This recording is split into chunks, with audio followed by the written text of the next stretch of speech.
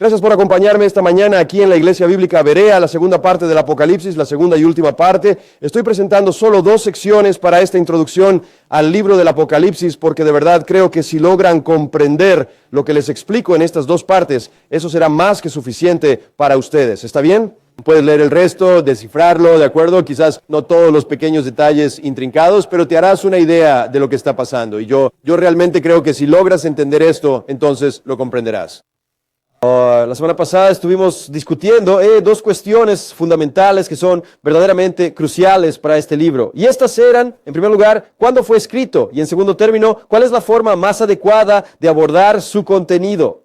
Ahora bien, la semana pasada exploramos la cuestión de la fecha del Apocalipsis. ¿Cuándo fue escrito? La interpretación de este libro crucial depende fundamentalmente de si su redacción tuvo lugar antes o después de la devastadora destrucción de Jerusalén en el año 70 de Cristo.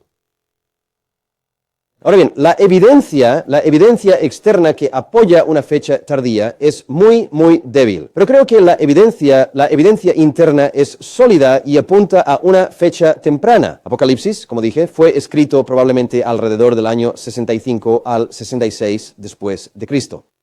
Ahora bien, según la perspectiva de la fecha temprana, el libro de Apocalipsis nos habla de los dolores de parto del reino. Se refiere al fin del Israel, del antiguo pacto y al comienzo de la iglesia. Apocalipsis no trata sobre el fin del mundo. Aquí se encuentra la clave para poder entender verdaderamente esto. No se refiere en absoluto al fin del mundo tal como lo conocemos, sino que se trata del final del antiguo pacto que tenía Israel. Si haces eso bien, va a marcar una gran diferencia. También exploramos el enfoque correcto para el libro. ¿Cómo abordamos esto? Bueno, hay 4 puntos de vista básicos sobre cómo abordar esto. Está la visión historicista, que ve todo a través de la historia. Y sabes, Apocalipsis recorre la historia y señala cosas que ocurrieron a lo largo de la historia. Bueno, simplemente vamos a descartar esa perspectiva. La visión idealista, pues la aborda de una manera más, ya sabes, ideal, por así decirlo. No la están viendo como un evento histórico, es solo como que enseña algunas verdades espirituales. La visión futurista, que es la que sostiene la mayoría de la gente, y ya vimos la visión preterista.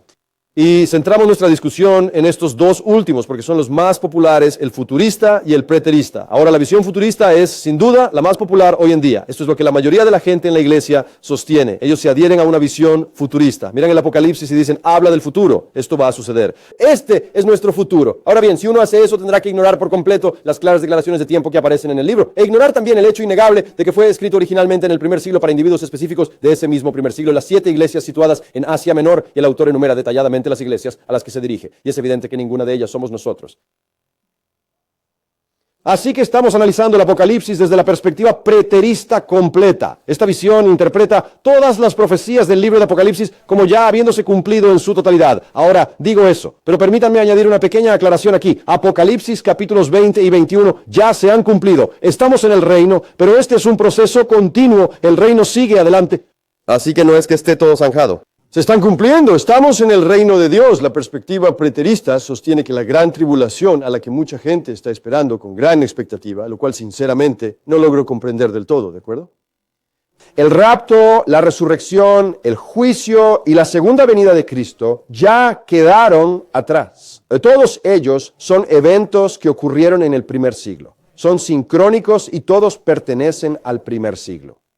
Según la perspectiva de los preteristas, tanto los de visión completa como los de visión parcial, la gran tribulación fue, de hecho, la devastadora destrucción de la ciudad de Jerusalén a manos del ejército romano en el año 70 después de Cristo. Así que, en otras palabras, este libro resultaba sumamente práctico y relevante para las personas que lo leyeron en aquel entonces. Significaba algo muy importante para ellos. Y esta ha sido, de hecho, la creencia de los cristianos a lo largo de todos los siglos. Es solo en tiempos recientes que hemos surgido con todas estas ideas tan descabelladas sobre el fin de los tiempos. Nosotros basamos nuestro enfoque de este libro en el principio hermenéutico de la relevancia para la audiencia. Ahora, si solo piensan en eso por un pequeño minuto, tiene que tener sentido. ¿De acuerdo?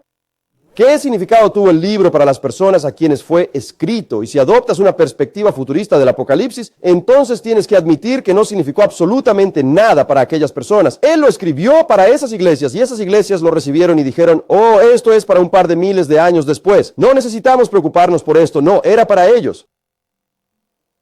Era fundamental que tuviera un significado claro y comprensible para los lectores originales. Ahora bien, si el libro del Apocalipsis hubiera sido escrito específicamente para la iglesia bíblica bereana, esa que está en Virginia Beach, Virginia, En otras palabras, si viéramos esto, en el versículo 4, Juan a la iglesia bíblica bereana que está en Virginia Beach, Virginia, gracia a vosotros y paz. La mayoría de los cristianos leen este libro como si dijera eso. Simplemente ponen su iglesia allí, su siglo, su país, lo que sea. Lo ponen allí y así es como lo leen. Pero eso no fue lo que dijo.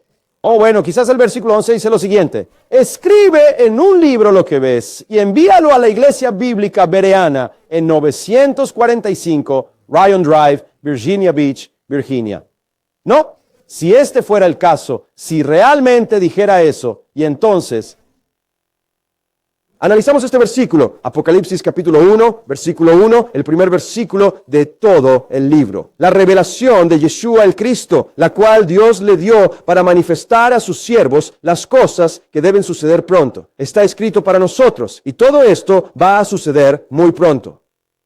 En el versículo 3, él dice: bienaventurado el que lee y los que oyen las palabras de esta profecía y guardan las cosas en ella escritas, porque el tiempo está cerca. Entonces, si el libro del Apocalipsis fue escrito para nosotros, esperarías que los eventos descritos en este libro sucedieran pronto. Si realmente entendieras el lenguaje, lo harías, ¿de acuerdo? Él dice, escuchen, estoy escribiendo estas cosas que deben suceder pronto. Ahora bien, cualquiera que pueda tomar la palabra pronto y estirarla para que signifique más de 2000 años, entonces tenemos un problema muy serio con el lenguaje. Sí, tenemos un problema con el lenguaje y el tiempo está cerca. 2000 años después, eso es de alguna manera bastante cerca, ¿no creen? No, está escrito para las personas de aquel tiempo. La audiencia original, las 7 iglesias que estaban en Asia, a ellas es a quienes se les escribió. Todos ellos esperaban que los acontecimientos descritos en este libro se hicieran realidad muy pronto, ya que eso forma una parte fundamental de la enseñanza principal de esta obra. Sí, muy pronto. Y esto nos conduce directamente a la tercera clave esencial del libro del Apocalipsis, que constituye el tema central y principal de toda la obra. Así que tenemos que entender cuándo fue escrito, cuál es su enfoque y cuál es su tema, de qué trata este libro. Aquí es donde todo el mundo se equivoca mucho. Bueno, todos esos están fuera de lugar con esto, ¿de acuerdo? Pero este en particular, de verdad. ¿Cuál es el tema principal? ¿Qué cree la mayoría de la gente? El tema es la destrucción del planeta Tierra. El fin del mundo. La semana pasada comenzamos a abordar este tema tan importante. Está en Apocalipsis capítulo 1, versículo 7. Dice así: he aquí que viene con las nubes y todo ojo le verá, incluso aquellos que le traspasaron, y todas las tribus de la tierra, no del planeta Tierra, se lamentarán por causa de él.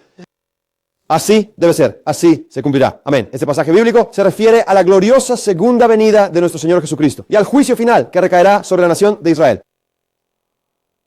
Ahora bien, notamos la última vez que las apariciones de nubes en el Tanaj son con frecuencia emblemas proféticos del juicio de Dios sobre una nación. Siempre que Él va a juzgar a una nación, se presenta ante ella en las nubes. Simplemente regresen al Tanaj y observen con atención el lenguaje que se emplea allí. Este es un lenguaje hebreo muy familiar. La venida de la que se habla en el libro del Apocalipsis será sobre aquellos que lo traspasaron. ¿Quiénes son? Los judíos. Pues bien, el Nuevo Testamento de forma constante y reiterada subraya y enfatiza que las personas que traspasaron a Cristo fueron los judíos del primer siglo. Ellos fueron los que lo traspasaron. Fueron ellos los responsables de que la crucifixión tuviera lugar. Eso fue precisamente lo que clamaron a viva voz. Crucifíquenlo. Y también quienes traspasaron a Cristo son todas las tribus de la tierra. Pero tierra no es una buena traducción aquí. Cuando piensas en tierra, piensas en todo el planeta, ¿verdad? Tú piensas en el mundo entero. Yo no lo hago.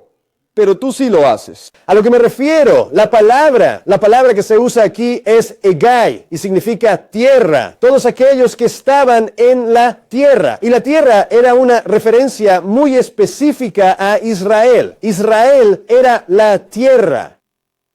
Mira, si aprendes a leer el Nuevo Testamento a la luz del Tanaj, entonces empezarás a comprender el verdadero lenguaje. Este libro introduce a los lectores a la teología del juicio y específicamente a las sanciones del juicio de Dios contra la nación de Israel.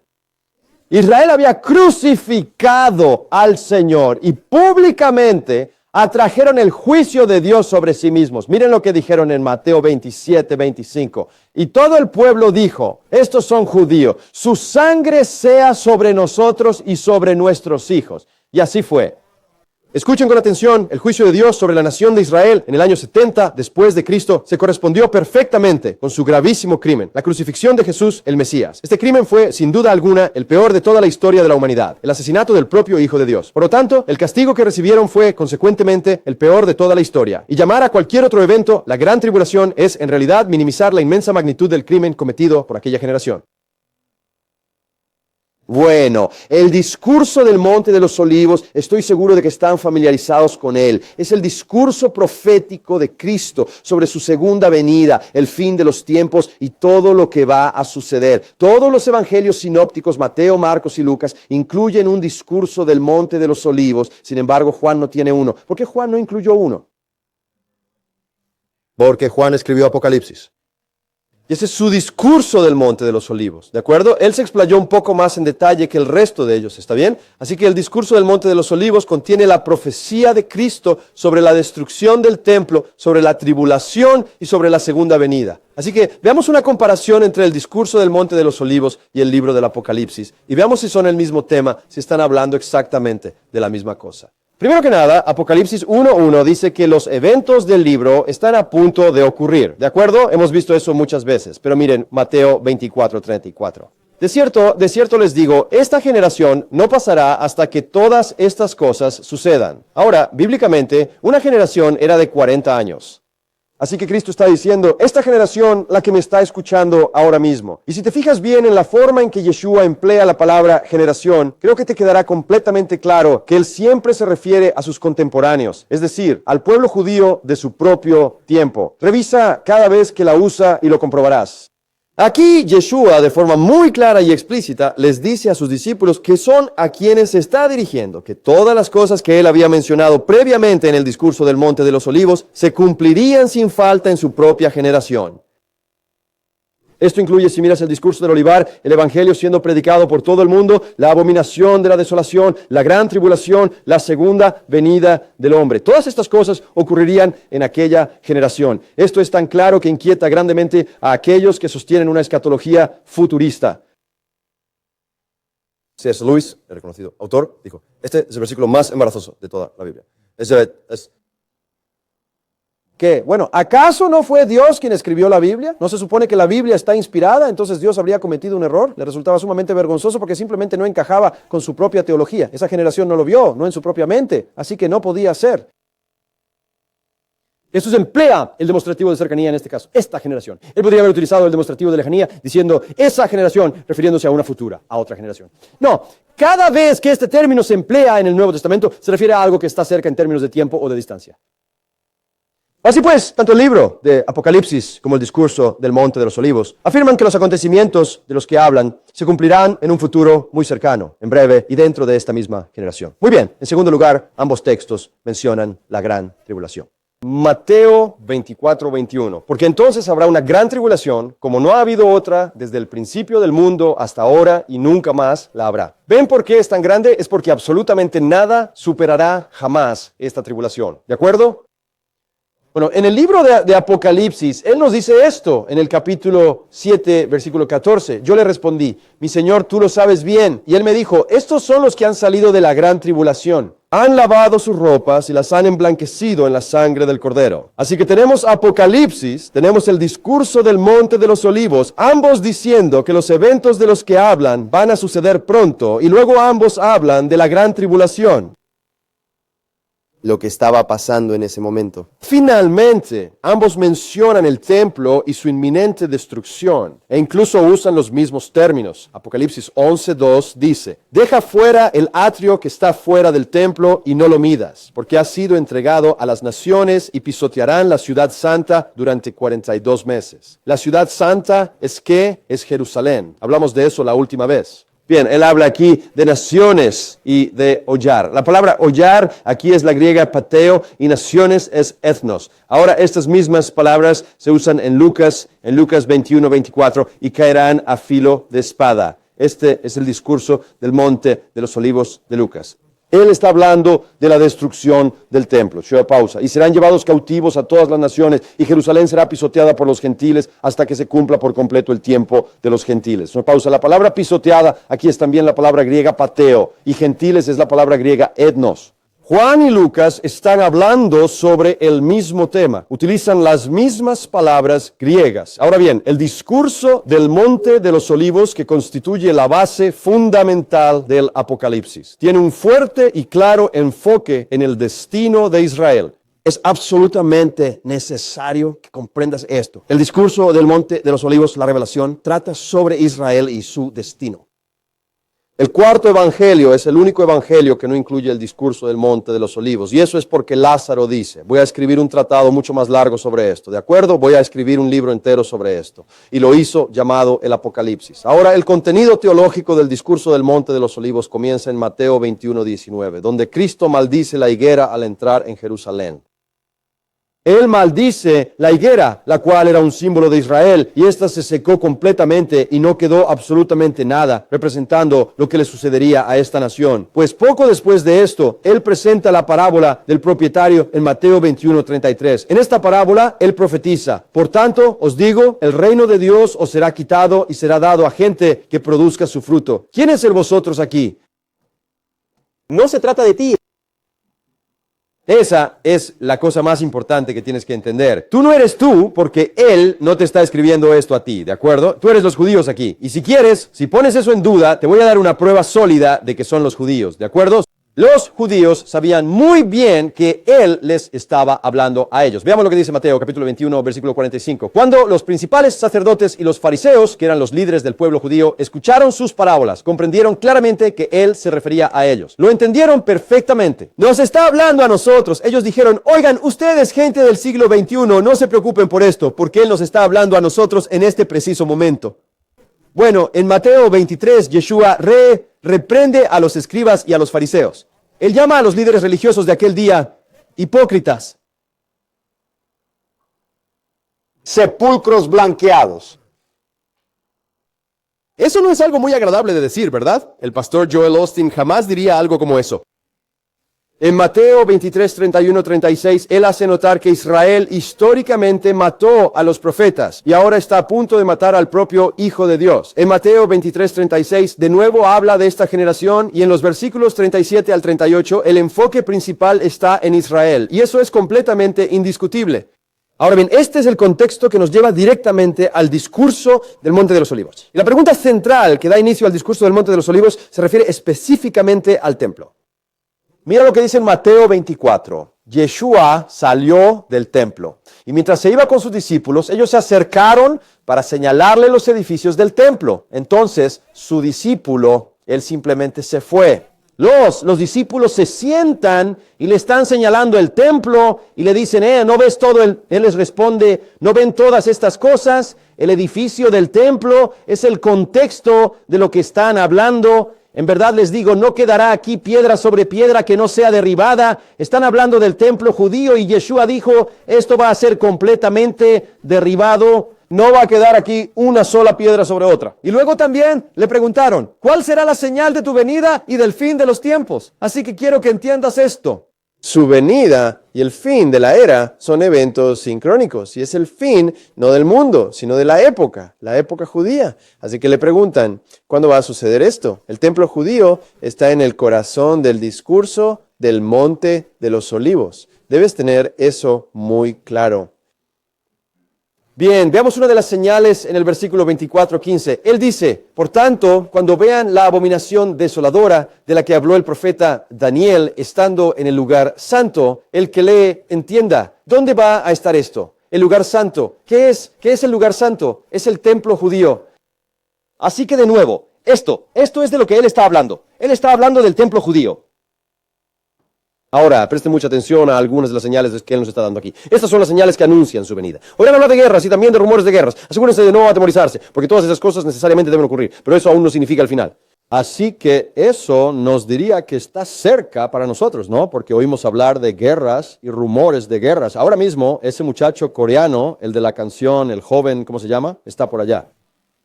Causando revuelo, no es así. Entonces quiero decir, no dirían los cristianos hoy, y escuchen, anoten bien mis palabras, cristiano, vas a ver blogs, vas a ver mensajes. Estos son los últimos tiempos. Hay guerras en el horizonte. Gente, permítanme preguntarles esto. ¿Cuándo en el mundo no ha habido guerras y rumores de guerras?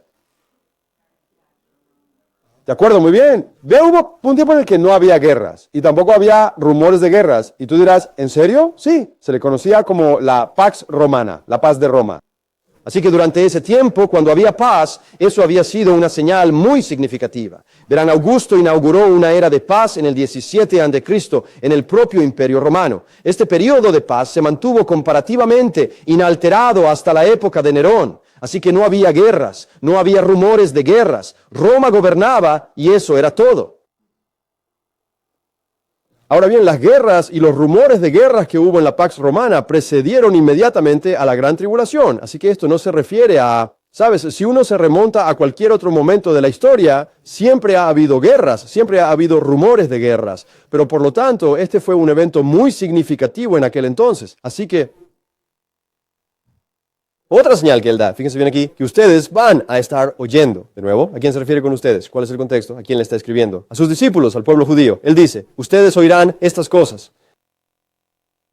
Nosotros no. Otra señal. Él dice, el evangelio del reino será predicado en todo el mundo como testimonio a todas las naciones. Y entonces vendrá el fin. Así que en este pasaje, Yeshua nos está diciendo claramente que el evangelio llegará a todo el mundo. Y solo después de eso, el fin vendrá. Ahora todo el mundo dice hoy, bueno, obviamente el evangelio aún no ha llegado al fin del mundo, así que el fin no puede venir todavía. Pero recuerden una cosa, Yeshua era judío, les hablaba a judíos, la salvación era de los judíos. La iglesia cristiana primitiva estuvo compuesta totalmente por judíos durante los primeros 10 años, aparte de los prosélitos que se unieron. No fue hasta Antioquía que decidieron, tenemos que ir más allá del judaísmo, tenemos que llegar a los gentiles. Y ahí fue donde comenzaron las misiones cristianas, empezaron a ir al mundo. El evangelio debía ir más allá del judaísmo antes del fin. Ahora la Escritura nos muestra, escuchen, que el evangelio fue predicado en todo el mundo antes del año 70 de Cristo. La Biblia dice eso, ¿de acuerdo? Por ejemplo, miren Colosenses 1, 5, 6. A causa de la esperanza que os está guardada en los cielos, hablando a los colosenses, de la cual ya habéis oído por la palabra verdadera del evangelio que ha llegado hasta vosotros. Así que a ellos se les predicó el evangelio, eran creyentes. Así como en todo el mundo también, que el evangelio llegó a ustedes y también llegó a todo el mundo. Esperen un momento. En la época de los colosenses, esta es una de las 4 epístolas de Pablo desde la prisión. Y el consenso general es que estas epístolas fueron escritas durante el encarcelamiento de Pablo en Roma. Ahora, si ese es el caso, entonces Pablo escribió Colosenses alrededor del 60 al 63 desde Roma. Así que para el año 63 después de Cristo, el evangelio ya había llegado a los colosenses, como dice Pablo, y a todo el mundo entero. Quizás Pablo no sabía de qué estaba hablando, no, esa no es una buena respuesta, ¿de acuerdo? Esto es lo que dice la Biblia. Ahora mucha gente hoy dice, el evangelio no ha llegado a esta persona y a aquella, así que tenemos que seguir, porque si difundimos el evangelio, entonces el Señor regresará. Bueno, llegas un poco tarde. Pablo dijo que ya había sido predicado. Por favor, miren en Romanos capítulo 1, versículo 8. En primer lugar, le doy gracias a mi Dios a través de Yeshua, el Cristo, por todos y cada uno de ustedes, porque la noticia de su fe se está difundiendo por absolutamente todo el mundo. ¿Qué? ¿Todo el mundo oye de la fe de los romanos? ¿Cuál es la fe de los romanos? Su fe está en el evangelio de Cristo. Bueno, pues esa señal ya se ha cumplido. La primera señal, las guerras y los rumores de guerras, eso se cumplió ya en el primer siglo. Esta señal precisamente también se cumplió en el primer siglo. Otra señal que Yeshua nos dio fue que cuando ustedes vean una abominación desoladora, aquella de la que Daniel habló, va a estar en el lugar santo. Ese es el templo. Flavio Josefo, quien fue un historiador judío del primer siglo, escribió lo siguiente: cuando el templo de Jerusalén fue destruido, el ejército de Tito, me refiero a Tito, el general romano, llevó el emblema romano, un águila con la inscripción SPQR, que significa el Senado y el pueblo de Roma, y la introdujo en el lugar santísimo. Y lo erigieron y se postraron en adoración a César. Ahora, creo que este es básicamente el acto final de la abominación que causa desolación, pero considero que esta abominación comenzó con el asedio de Jerusalén por parte de los ejércitos romanos. Mira lo que dice Lucas. Él dice, pero cuando vean Jerusalén, a la gente a la que le escribe, cuando la vean, creyentes del primer siglo, cuando vean Jerusalén rodeada de ejércitos, entonces reconozcan que su desolación está cerca. Es decir, nos estamos hundiendo, gente. Estamos rodeados. Él les avisa que escapen cuando esto suceda. Miren Mateo 24:16. Los que estén en Judea, entonces los que estén en Judea deben huir a las montañas. Ahora, Yeshua le está hablando a la gente de su época. Les está advirtiendo de la destrucción del año 70 después de Cristo que vendrá por los romanos y les dice, huyan a las montañas. Gente, miren esto, solo miren este versículo y pensemos en ello solo por un segundo. Esto está hablando del fin del mundo. La mayoría de la gente dice, ¿no es así? Bien, entonces Él les está diciendo a las personas en Judea que hagan algo. ¿Y qué pasa con el resto de nosotros, los demás? ¿Y qué les dice específicamente a las personas en Judea que deben hacer? Vayan a las montañas. ¿Cómo demonios puede eso ayudar si se trata de un evento a nivel mundial? Todo el planeta entero va a ser consumido por el fuego. ¿Cómo ayuda a ir a las montañas? ¿Y por qué solo les está diciendo a la gente que vive en Judea que lo haga? Jerusalén estaba rodeada por ejércitos, como dijo Lucas, y la forma en que luchaban entonces, sabes, los ejércitos rodearían. Jerusalén era una fortaleza, ¿de acuerdo? Así que los ejércitos la rodearían, no podían entrar, así que simplemente la rodearían. Cortarían todos los suministros que entraban, ¿sabes? No tienen comida, no tienen agua. Básicamente esa es la idea y solo hay que aguantar la situación. Espera que la gente que está dentro, tú ya sabes, y si quieres leer algo realmente interesante, lee a Josefo, La guerra de los judíos. Él habla de lo que ocurrió durante esta guerra y es simplemente asqueroso las cosas que pasaron porque no había comida. Se morían de hambre, se morían de sed, se peleaban entre ellos por dentro. Bueno, entonces ellos sitiaron Jerusalén, tenían un ejército enorme rodeándola y así todos pensaron, estamos perdidos, esto es una locura total. Pero entonces algo inesperado sucedió. Nerón murió en medio de la guerra en junio del año 68 después de Cristo. Bueno, Vespasiano estaba en ese momento liderando el asedio contra Jerusalén y entonces se entera de que Nerón ha fallecido. Detuvo los combates, retiró a todas sus tropas de allí, regresó a Roma para luchar y convertirse en el nuevo emperador. Oye, un momento, yo quiero ser el próximo emperador. Me largo de esta pelea. Vamos, gente, nos vamos. Durante este tiempo estás rodeado, todo esto está pasando y de repente se van y tú piensas, qué bien, se han ido. ¿Qué hicieron los cristianos? Hicieron justo lo que Mateo 24:16 dice, huyeron a las montañas. Los cristianos se fueron de allí porque sabían lo que Cristo había dicho. Bien, esto está sucediendo ahora. ¿De qué había hablado? Esto está pasando. Vámonos de aquí. ¿Qué hizo el resto de los judíos en ese momento? Corrieron y se refugiaron en Jerusalén. ¿Por qué? Es una fortaleza, si no hay ninguna batalla en curso. Quedémonos en la fortaleza. Así que los cristianos salen, van a Pella, huyen a las montañas. Los judíos entran allí. Más tarde los romanos regresan para terminar el trabajo. Y todos los que estaban allí murieron o fueron llevados cautivos. ¿Estamos de acuerdo? En Mateo capítulo 24, versículo 21 dice, porque entonces habrá una gran tribulación como no la ha habido desde el principio del mundo hasta ahora ni la habrá jamás. Cuando los romanos reanudaron la guerra judía, estaban absolutamente furiosos y llegaron con una sed de venganza implacable. Fue tal la cantidad de sangre derramada que según los relatos de Josefo, la propia sangre estaba logrando extinguir los fuegos que ardían en Jerusalén. La cantidad de sangre que se veía era realmente impactante. Según Josefo, la gente se abría el uno al otro, se cortaban entre sí para intentar sacar la comida de sus propios estómagos. Y dice que las madres estaban asando a sus propios hijos, porque se estaban muriendo de hambre. Todo esto está documentado. Aparece documentado en las historias de Josefo, la guerra de los judíos. Ahora fíjense en lo que dice sobre esta tribulación. Algo que no ha ocurrido desde el principio del mundo hasta ahora, ni jamás volverá a ocurrir. Escuchen, gente, nada, absolutamente nada lo igualará jamás. La destrucción de Jerusalén fue mucho más que la simple caída de una ciudad judía. ¿Saben? Lo que me resulta verdaderamente asombroso es esto. La mayoría de los cristianos ni siquiera han oído hablar del año 70 de Cristo o de la caída de Jerusalén. Ni siquiera saben que eso sucedió. Nada jamás ha igualado esto. Porque fue la destrucción y la conclusión de todo el Israel del pacto, el pueblo elegido de Dios. Así es, los exterminó por completo. Un evento profético muy significativo. Ahora, el versículo 28 se refiere a la congregación de las águilas. Dice, donde esté el cadáver, allí se juntarán los buitres. La palabra buitre aquí es aifash y significa águila. El águila era el símbolo de Roma. En otras palabras, cuando Roma empezó a consolidar su poder, Israel no será más que un cadáver.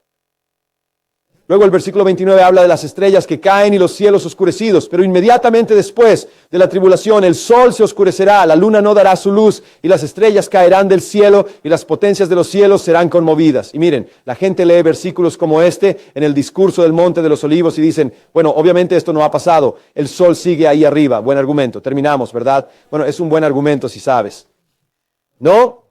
No es un buen argumento, ¿de acuerdo? El sol se oscurecerá. Tienes que entender el lenguaje apocalíptico. De nuevo, Apocalipsis, y fíjate que están en mayúsculas, él está citando del Tanaj. Este es un lenguaje con el que los judíos estaban familiarizados. Es terminología apocalíptica tomada de la Biblia judía. No habla de una destrucción global, sino de la caída de Israel. Escucha, cuando Israel fue destruido, sus luces se apagaron.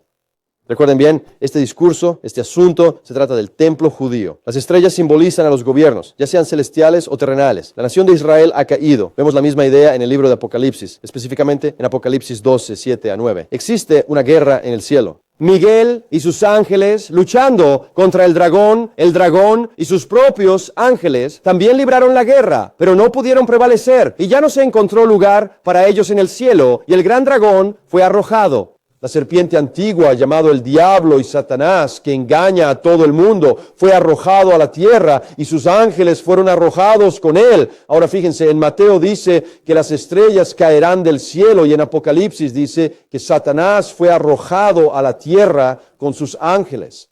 Así que Mateo dice estrellas, Juan dice Satanás y sus ángeles, están hablando del mismo evento, porque a lo largo de toda la Escritura, estos dioses, los dioses con D minúscula, eran llamados estrellas. Así que el versículo 30 nos dice claramente que la destrucción de Jerusalén fue una señal inequívoca de que Yeshua había regresado y estaba reinando con todos los santos en el reino. Y entonces la señal del Hijo del Hombre aparecerá en el cielo y todas las tribus de la tierra lamentarán. Y verán al Hijo del Hombre viniendo sobre las nubes del cielo con poder y gran gloria. Esto suena exactamente como nuestro versículo temático en Apocalipsis. Miren, todas las tribus de la tierra lamentan. Ambos versículos. El Hijo del Hombre viene sobre las nubes del cielo. Ambos versículos. Están hablando de lo mismo. El tema de Apocalipsis es la caída del templo judío, al igual que el discurso del Monte de los Olivos. Luego el versículo 31 se refiere a lo que muchos llamarían el rapto, y enviará a sus ángeles con gran trompeta y juntarán a sus escogidos de los cuatro vientos desde un extremo del cielo hasta el otro. Así que van a reunir a sus escogidos. Ahora, si comparas esto con 1 Tesalonicenses 4, 15, 17, verás que es el mismo evento. Esta es la reunión espiritual de los elegidos en el reino de Dios. No están siendo arrebatados del planeta, están siendo traídos al reino. Es una reunión espiritual. Ahora bien, en Mateo 24, 32 al 34, Yeshua nos dice que todas estas cosas se cumplirán en esa misma generación del primer siglo. Presten atención a lo que Él declara en Mateo 24, 32 al 34. Aprendan ahora la parábola de la higuera. Me visteis maldecir la higuera. Aprended una parábola. Cuando sus ramas ya están tiernas y brotan sus hojas, sabéis que el verano está cerca. Así que ustedes también, cuando vean todas estas cosas, ustedes a quienes les hablo, ustedes que me están escuchando ahora, mis discípulos y todos los demás que están aquí presentes en este mismo instante, ahora mismo. Él dice, cuando veáis todas estas señales, reconoced que Él está muy cerca, justo a la puerta. La venida del Señor Jesucristo está muy cerca, está ya a las puertas. De cierto os digo, esta generación no pasará de ninguna manera hasta que todas estas cosas se cumplan. Ahora, algunos comentaristas han intentado forzar la interpretación de esto para que diga que se refiere a la raza de los judíos. Toman la palabra generación y afirman, bueno, generación aquí es ganas y que eso significa raza. No, eso no es ganas. La palabra correcta es genea. Esa es la palabra para generación y genea no significa raza. Ganas significa raza, y él pudo haber dicho eso. Él no está hablando de los judíos. ¿Sabes? La raza judía seguirá estando aquí. No, él está hablando de esa generación. ¿Sabes? Es bastante interesante. En la Biblia, Scofield original, aunque ya lo han corregido desde entonces, en este versículo en particular, Scofield de hecho intercambió la definición de la palabra, tomando la de genea y aplicándole la de ganas. Él afirmó que la palabra en cuestión era ganas, pero luego procedió a darle el significado que correspondía a, y dio la definición para, esta es la palabra genea, pero dio la definición de la palabra ganas, una palabra completamente diferente, un significado completamente distinto, pero para que encajara en su agenda. ¿Sabes qué es lo más estúpido del mundo? Un maestro de la Biblia que manipula la Biblia para que diga exactamente lo que quiere. ¿Cuál es el sentido de eso? Si es la palabra de Dios, nuestro deseo, nuestra labor es simplemente descubrir qué es lo que dice y luego alinearnos completamente con ella, no manipularla, no distorsionarla. Escuchen bien, Él dijo que esto iba a suceder en esta misma generación, una generación bíblica, según la Biblia, es de 40 años. Dentro de esos 40 años, ¿qué fue lo que pasó? El templo fue destruido. Todo esto sucedió exactamente como Él lo dijo. Él dice, todas estas cosas, ¿a qué cosas se está refiriendo? Que Dios te bendiga. Vuelve a leer el libro de Apocalipsis. Él dice que el rapto va a suceder, que el cielo y la tierra van a perecer y que la segunda venida del Señor se manifestará. Todas estas cosas tendrán lugar en esa generación, porque todo gira en torno a Israel. El punto central del discurso del Monte de los Olivos es la destrucción de Jerusalén durante la segunda venida de Cristo. El libro de Apocalipsis simplemente desarrolla el discurso del Monte de los Olivos. No solo la destrucción de Israel es el enfoque principal de Apocalipsis. Pero su destrucción se nos presenta de una manera bastante peculiar e interesante. Israel está siendo castigada por Dios a causa de su adulterio. En el Tanaj, el pueblo de Israel era considerado como la propia esposa de Yahweh. Mira Jeremías 31. He aquí, vienen días, declara Yahvé, en que haré un nuevo pacto con la casa de Israel y con la casa de Judá. Esas son las 12 tribus, ese es Israel.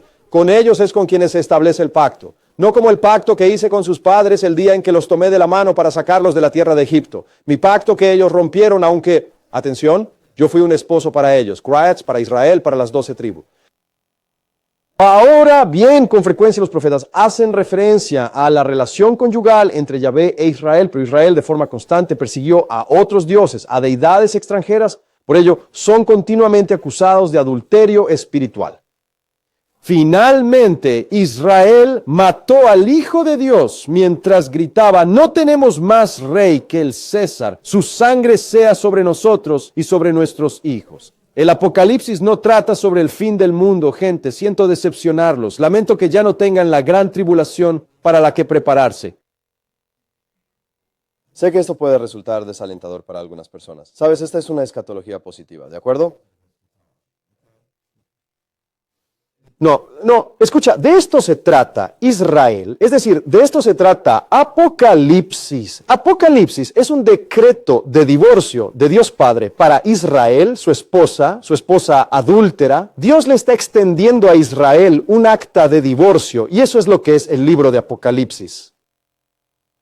En el capítulo 4 del libro de Apocalipsis observamos a Dios sentado en un trono de juicio. El trono de Dios es mencionado en 18 de los 22 capítulos de Apocalipsis. De hecho, la palabra trono aparece 62 veces en el Nuevo Testamento y 47 de ellas en el libro de Apocalipsis.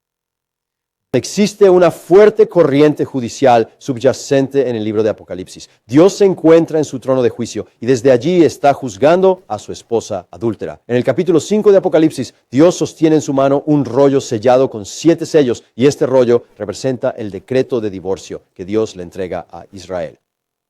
En Deuteronomio 24, la ley de Dios requería que un certificado de divorcio fuera presentado en un caso de divorcio. Aquí está mi escrito, aquí está lo que tengo contra ella. Así que aquí Dios presenta los papeles de divorcio a Israel. El rollo, que está escrito por delante y por detrás, refleja la imaginería de Ezequiel 2, donde a Ezequiel se le entrega un rollo que también está escrito por delante y por detrás. En Ezequiel 2, el rollo tiene que ver con lamentaciones y luto contra Jerusalén.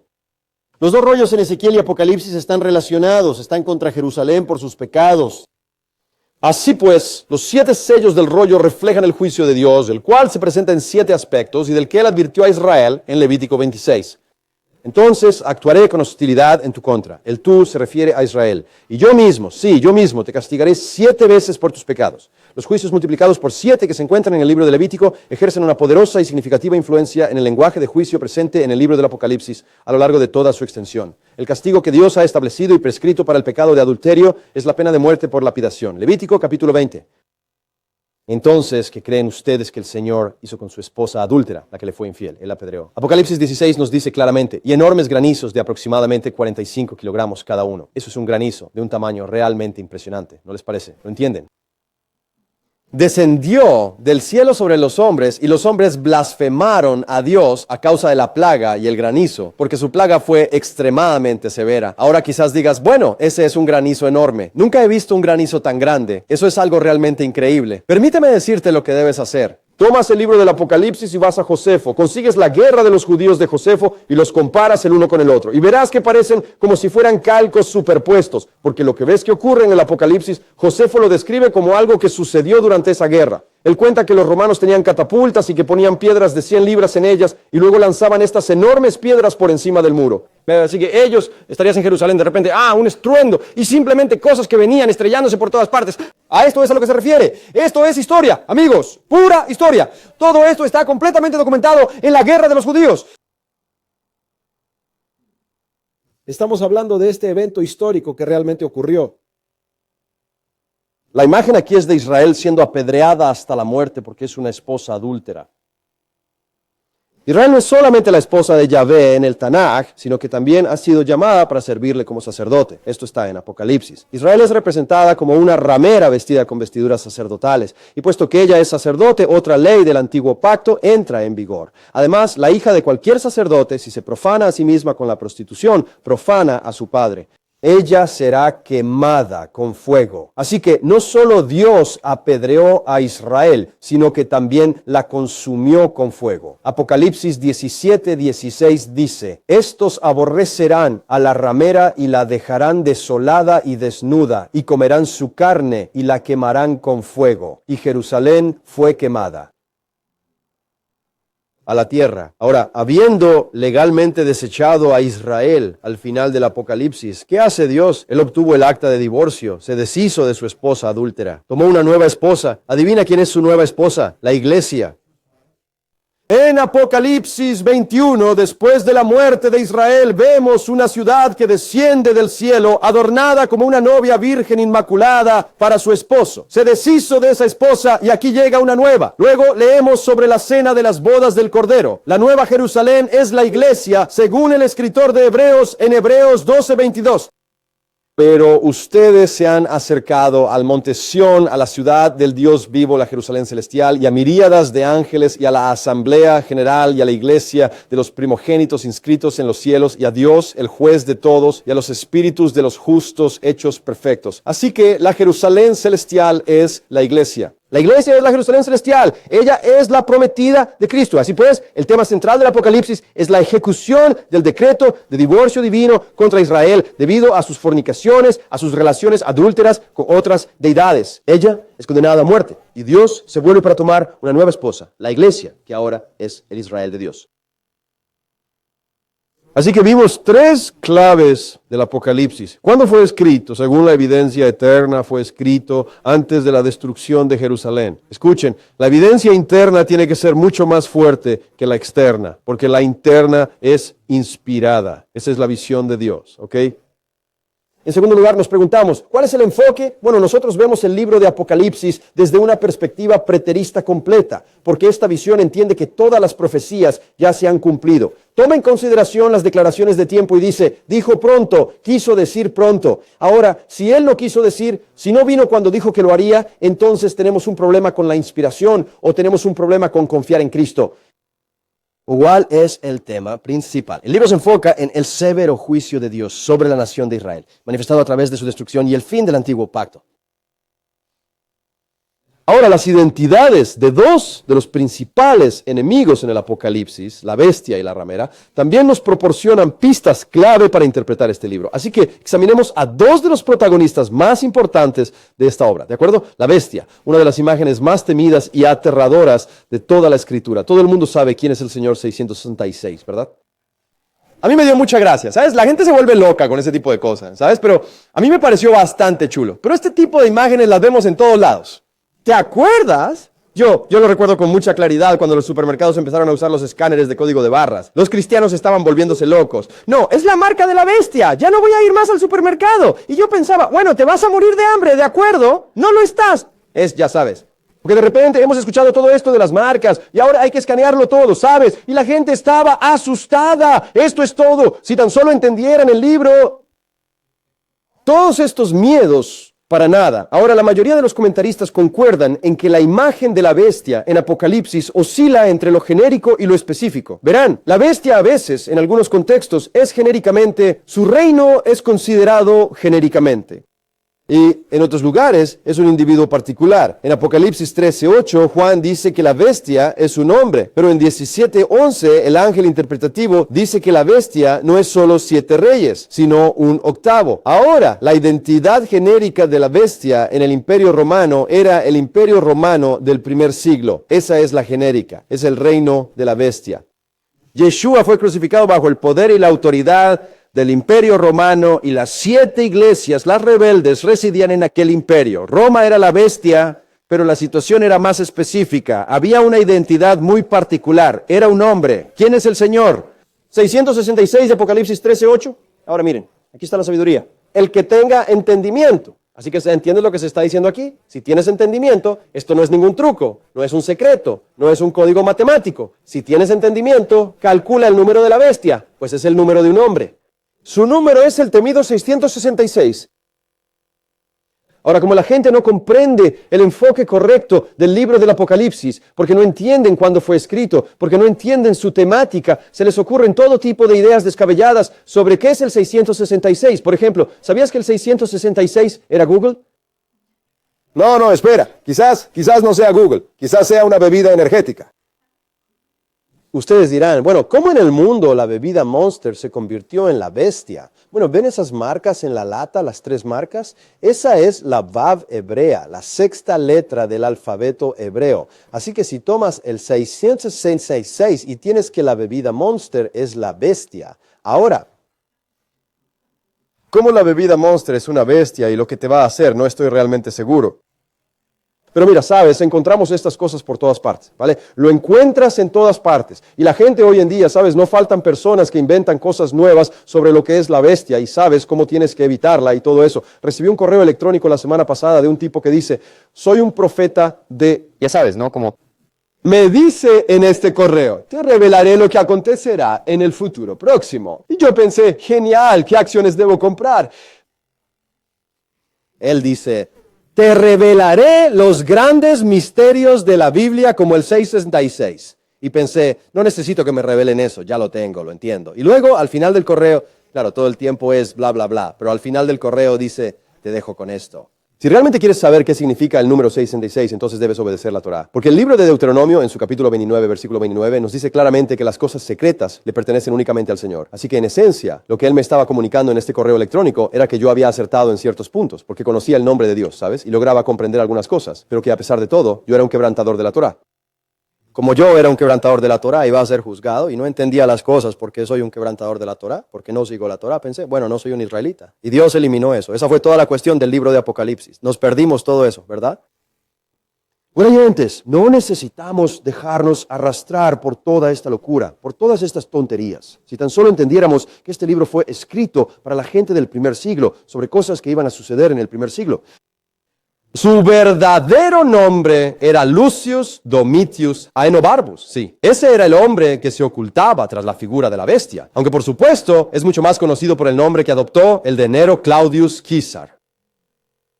Él es el hombre que encaja con la descripción de la expresión específica y personal de la bestia. Veamos algunas de las cualificaciones de Nerón. La bestia es identificada por el número 666. En los días antiguos, el alfabeto cumplía un doble propósito. Eran letras y números. Ahora bien, principalmente eran letras, por supuesto, pero también tenían una función para los números. Se les asignaban ciertos valores numéricos que servían, digamos, pienso que el ejemplo más conocido de todo esto sería el sistema de numeración romana. Todos estamos familiarizados con eso. Las lenguas griega y hebrea funcionaban de manera similar. El nombre de Nerón César se escribe de acuerdo con la ortografía hebrea y Juan y sus lectores eran hebreos. Esto nos da precisamente el valor de 666. Nerón, Claudio César, 666. Es extraño, porque aquí tenemos a Juan escribiendo sobre una bestia. Nerón está en el poder en ese momento, y da la casualidad de que comete el error de, ¿sabes?, asociar el 666 con algo que el propio Nerón también descifraría. Quiero decir, ¿estaba intentando confundir a estas personas? No, ellos sabían exactamente lo que estaba pasando. ¿No es digno de destacar el emperador más relevante que vivió mientras las 7 iglesias existían y vivió mientras Juan escribía? Simplemente resulta tener un nombre que básicamente coincide con la suma de ese número. ¿Es eso pura coincidencia? ¿Es esto un mero accidente histórico? Recuerden, la relevancia para la audiencia es clave. Quiero que todos ustedes comprendan esto. ¿Cuál habría sido el propósito de frustrar a los lectores durante 2000 años? No habrían podido identificar a una bestia del siglo XXI en el primer siglo. Es mucho más razonable suponer que los lectores originales de Juan lo entendieron muy bien y que sabían quién era la bestia. Ahora, el carácter de la bestia califica a Nerón para este papel. Él es una bestia. De acuerdo, Nerón poseía una naturaleza verdaderamente bestial. Nerón a menudo actuaba con una horrible y cruel perversidad. Según Suetonio, Nerón era un sodomita de quien se dice que castró a un joven llamado Espurio y luego se casó con él. Sabes, la gente hoy en día se está volviendo completamente loca por todo lo homosexual. Todas estas cosas que están sucediendo. Esto no es ninguna novedad, gente. El Imperio Romano ya enfrentaba todos estos problemas. Roma no fue destruida por ningún enemigo externo. Roma murió porque estaba tan corrupta que simplemente se desmoronó. Casi todos los césares eran homosexuales. Se dice de Nerón que disfrutaba de la violación homosexual y de la tortura. Nerón asesinó a sus propios padres, mató a su hermano, mató a su esposa, mató a su tía y a muchos otros parientes cercanos. Es un tipo muy agradable, ¿verdad? Prostituyó de tal modo su propia castidad que tras profanar casi cada rincón de su cuerpo destrozó esta especie de juego tan descabellado. Sabes, la depravación nunca termina. Una vez que uno se adentra en el camino de la depravación, simplemente necesita más depravación, ¿de acuerdo? Así que él se cubría con la piel de un animal y ellos lo metían en una jaula y lo dejaban salir de esta jaula. Y él salía corriendo a atacar las partes íntimas de hombres y mujeres que estaban atados a estacas.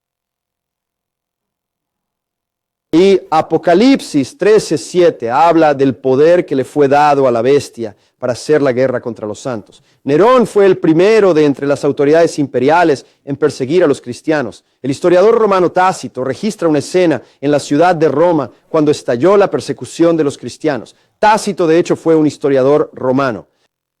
Él dice: y su muerte fue agravada con burlas y escarnio, hasta el extremo de que, envueltos en las pieles de bestias salvajes, fueron brutalmente despedazados por perros o atados a cruces para ser pasto de las llamas, y cuando la oscuridad de la noche caía, podrían ser para iluminar la noche. Mira, lo que hizo Nerón tomó a los cristianos y los colocó en estacas y los cubrió con brea, y por la noche los vivos, y por la noche los encendía para iluminar su jardín. ¿Crees que los cristianos asociarían a Nerón con una bestia? Sí, sin duda lo harían. Apocalipsis 13, aquí hay una peculiar coincidencia en la Biblia. Apocalipsis 13:5 dice: la bestia continuaría por 42 meses, ¿verdad? Y se le dio autoridad para actuar durante 42 meses. ¿Adivinen cuánto duró la irónica, la neurótica persecución? Nerón comenzó su persecución en el año 64 después de Cristo y esta se extendió hasta su muerte en junio del año 68 después de Cristo. Fueron 3 años y medio, un total de 42 meses. Nerón encaja perfectamente con la descripción de la bestia. La Biblia dice: la bestia estaba destinada a morir por la espada, según el libro de Apocalipsis, capítulo 13, versículos 10 y 14. ¿Sabes tú cómo murió el emperador Nerón? Pues bien, según los escritos del historiador Suetonio, él relata que se clavó una daga en la garganta con la ayuda de Epafrodito, su secretario personal. Nerón mató con la espada y finalmente fue asesinado por la misma espada. Ahora bien, Apocalipsis 17, versículo 3, nos dice que la bestia es de color rojo. Y este color rojo muchos afirman que es indicativo del derramamiento de sangre que fue causado por la bestia, pero Suetonio escribe sobre la leyenda asociada con el linaje ancestral de Nerón, lo cual explica por qué Nerón tenía una barba rojiza. Ahora, el número de la bestia es 666 en hebreo. El nombre de Nerón suma 666. La bestia es un personaje terrible. Nerón tenía un carácter verdaderamente bestial. La bestia hizo la guerra contra los santos durante 42 meses. Nerón persiguió a los santos por 3 años y medio. La bestia muere a manos de la espada y Nerón es asesinado con un puñal. El color de la bestia es rojo. Nerón, por su parte, lucía una barba de color rojo, algo sumamente inusual para los tiempos de entonces. Por lo tanto, es evidente que la bestia mencionada en el Apocalipsis no es otra que Nerón. Recuerden, Juan les dijo a sus lectores, a aquellos cristianos del primer siglo que vivían en Asia Menor, que estas cosas estaban a punto de suceder. Los cristianos del siglo XXI no buscamos que una bestia terrible surja y cause una gran destrucción a los creyentes. Esto ya ocurrió. Esto no significa que no sufriremos persecución como los creyentes de todo el mundo, pero esta persecución neurótica, la gran tribulación, ya terminó. Ocurrió en el primer siglo. Así que, como ves, es una mera coincidencia que esta bestia encaje tan perfectamente con el modelo del primer siglo. Bueno, hay otro enemigo en Apocalipsis, además de la bestia, y esa es la ramera. Apocalipsis 17, y me llevó en el espíritu al desierto, y vi a una mujer sentada sobre una bestia escarlata llena de nombres blasfemos, que tenía 7 cabezas y 10 cuernos. La mujer estaba vestida de púrpura y escarlata, y adornada con oro y piedras preciosas y perlas, y tenía en su mano una copa de oro llena de abominaciones y de las inmundicias de su fornicación. Y en su frente un nombre estaba escrito, un misterio: Babilonia la Grande, la madre de las rameras y de las abominaciones de la tierra. Y vi a la mujer ebria con la sangre de los santos y con la sangre de los testigos de Yeshua. Cuando la vi, me quedé sumamente asombrado, considerando que la mujer se encuentra sentada sobre la bestia de 7 cabezas y es conocida como Babilonia. Algunos llegaron a pensar que ella representa a la ciudad de Roma. Pero si la bestia misma ya es Roma, y nos referimos al Imperio Romano o a su líder, entonces esta identificación adicional resultaría completamente redundante. Aquí, Babilonia se utiliza para referirse a un enemigo de Dios, y en este contexto particular, ese enemigo es Israel. ¿Estamos de acuerdo? Así que, en esencia, Babilonia está representando a Israel. Existen, a mi parecer, diversas razones de peso para identificar a esta figura de la ramera con la ciudad de Jerusalén. La ramera es llamada Babilonia, la gran ciudad en Apocalipsis 14:8. La gran ciudad es Jerusalén. En Apocalipsis 11:8, que es la primera mención de la gran ciudad, se refiere a un lugar donde nuestro Señor fue crucificado. Así que la gran ciudad es donde el Señor fue crucificado. La gran ciudad es Jerusalén. Ella es grandiosa debido a su condición de pacto con Yahweh, establecida en el Antiguo Testamento. Jerusalén había sido previamente llamada con nombres paganos comparables a Babilonia, como en Apocalipsis 8 es llamada espiritualmente Sodoma y Egipto. Eso es porque actúa como enemiga de Dios. En Isaías capítulo 1, versículo 9 y 10, Dios llama a Jerusalén Sodoma y Gomorra por su pecaminosidad. Dice que la mujer está ebria con la sangre de los santos. Según Apocalipsis 17, versículo 6, 16, versículo 6 y el 18, ella está ebria con esta sangre. Ahora bien, a lo largo de todo el libro de los Hechos, Jerusalén es claramente retratada como la principal perseguidora del cristianismo. Jerusalén era la que derramaba la sangre. Mira Hechos capítulo 7, versículos 51 y 52. Hombres de dura cerviz e incircuncisos de corazón y de oídos, vosotros siempre resistís al Espíritu Santo. Él, es Esteban, está hablando con el pueblo judío. Vosotros hacéis exactamente lo mismo que hicieron vuestros padres. ¿A cuál de los profetas no persiguieron vuestros padres? Ellos, mucho antes, anunciaron la venida del justo, de quien ahora os habéis convertido en traidores y asesinos. En ese tiempo, Jerusalén estaba matando a los cristianos, intentando erradicar el cristianismo. En el contexto del discurso del Monte de los Olivos, Yeshua dijo de Israel: por tanto, he aquí, yo os envío profetas, sabios y escribas. A algunos de ellos los mataréis y crucificaréis. Jerusalén matará a los creyentes. A algunos de ellos los azotaréis en vuestras sinagogas y los perseguiréis de ciudad en ciudad. La mujer está vestida de púrpura y escarlata y adornada con oro. La ramera aquí está ataviada con los mismos colores sacerdotales judíos. El libro de Éxodo, capítulo 28, prescribe detalladamente estos colores específicos para el sumo sacerdote. El sumo sacerdote, además, llevaba una tiara sobre su frente, en la cual estaba grabada la inscripción Santidad a Yahvé. Pues bien, la bestia, que es también esta ramera de la que se habla, esta ramera blasfema, lleva igualmente una tiara en su propia frente. Dice: madre de rameras. Se supone que ella debería ser santa para el Señor, pero se ha convertido en la madre de las rameras. Ahora bien, hay un contraste literario muy obvio entre la ramera y en el libro de Apocalipsis. Si comparamos Apocalipsis capítulo 17, que nos habla de la ramera, con Apocalipsis capítulo 21, que nos habla de la novia, vemos claramente a dos mujeres. Una es una ramera, la otra es una novia. Una es la Jerusalén de abajo, esa es la ramera. La otra es la Jerusalén de arriba. Pablo habla de estas dos Jerusalenes en Gálatas, capítulo 4, versículos 25 y 26. Ahora, fíjense bien en cómo Juan es presentado a la ramera y luego cómo es presentado a la novia. Son imágenes especulares pero completamente negativas. Entonces uno de los 7 ángeles que tenían las 7 copas descendió y luego uno de los ángeles dijo, 7 es exactamente lo mismo. Lo que quiere decir es, ven, te mostraré el juicio de la gran ramera, ven, te mostraré a la novia, la esposa del Cordero. Imágenes especulares negativas. La ramera está sentada sobre la bestia de 7 cabezas, la cual obviamente representa a Roma. Esto no indica una identidad con Roma, sino más bien algún tipo de alianza con Roma. Verán, los judíos fueron quienes exigieron la crucifixión de Cristo. Cuando Pilato quiso liberar a Yeshua porque no encontró culpa en él, los judíos gritaron, fuera con él. No tenemos más rey que el César. ¿Qué? Sacerdotes traidores, infames, blasfemos. Se están poniendo del lado de César, traicionando a Dios. Mira, los judíos constantemente incitaban y provocaban a los cristianos para conseguir que los romanos se involucraran en su persecución. En el libro de Hechos, capítulo 17, versículo 7, los cristianos fueron acusados por los judíos de predicar a otro rey, lo cual era contrario a los decretos del César. La ramera se encuentra sentada sobre la bestia, porque Jerusalén es dependiente de Roma para llevar a cabo la persecución de los cristianos. Las profecías de este libro se han cumplido. Fue escrito sobre cosas que pronto sucederían tras su redacción. Trata de la persecución de los creyentes bajo el judaísmo en Roma y predice el juicio de Dios sobre estos enemigos de la iglesia.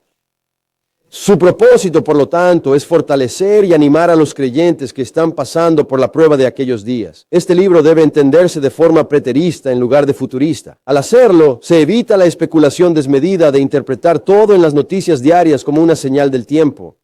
Déjame que te diga algo. Nuestro país no se está poniendo peor porque sean los últimos tiempos. Nuestro país está empeorando porque los cristianos están descuidando su llamado. Verás, estamos llamados a ser sal y luz en la comunidad en la que nos encontramos. Estamos llamados a traer nuestro mundo a la fe en Yeshua, el Cristo. Y los cristianos simplemente lo han abandonado y nos parecemos tanto al mundo. Ya no hay ninguna distinción. No sobresalimos en absoluto en el mundo en el que vivimos. Es por eso que nuestro mundo está empeorando. Necesitamos alzar la voz. Tenemos que dejar de hacer todo lo que hace el mundo y empezar a ser diferentes. Creo que el futurismo provoca una actitud pesimista acerca del futuro.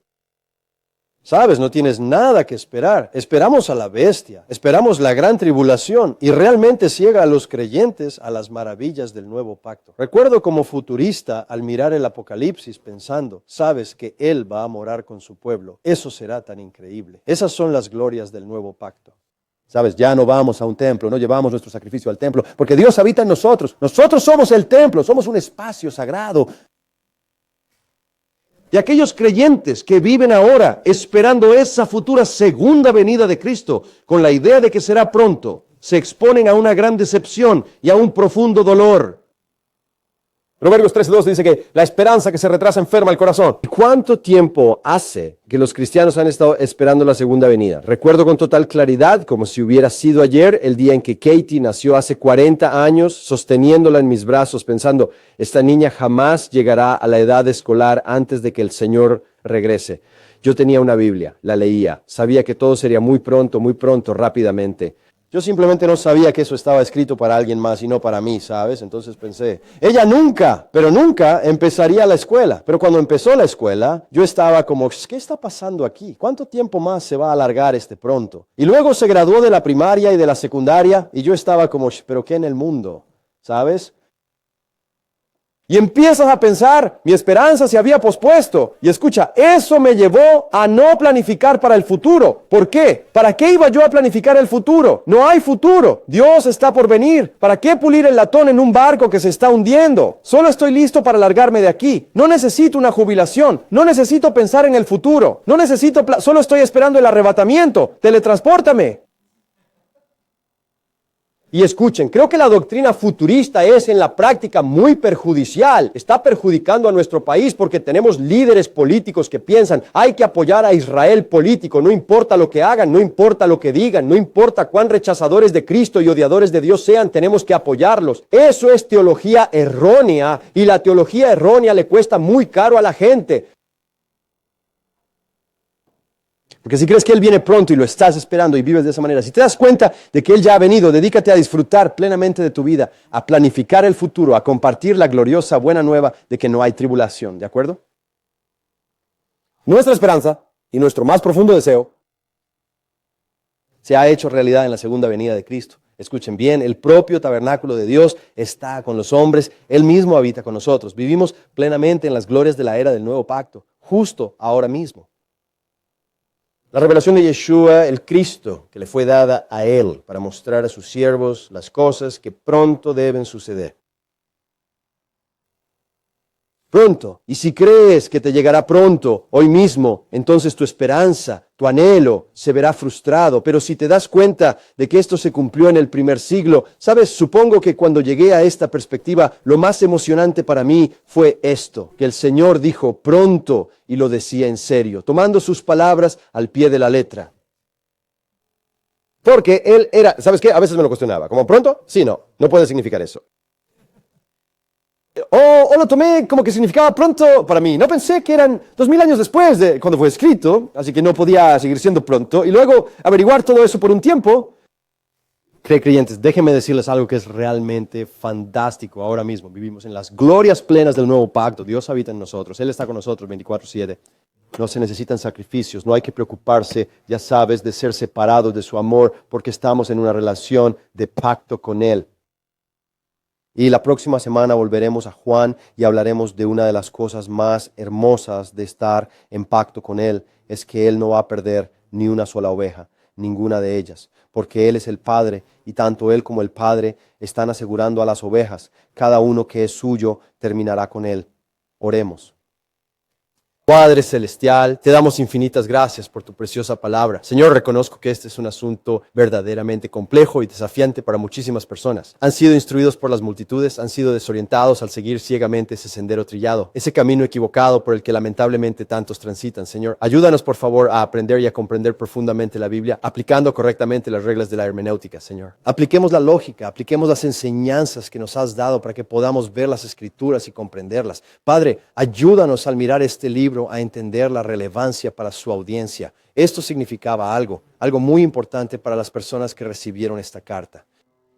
Señor, te doy gracias por tu gracia y de nuevo oro para que tu pueblo no acepte esto solo porque yo lo diga, sino que sean bereanos y lo estudien para ver si es así. Danos el corazón de los bereanos, Señor, que podamos indagar en las Escrituras y probar las cosas para que podamos caminar en ello. Gracias, Señor, por tu gracia. Amén.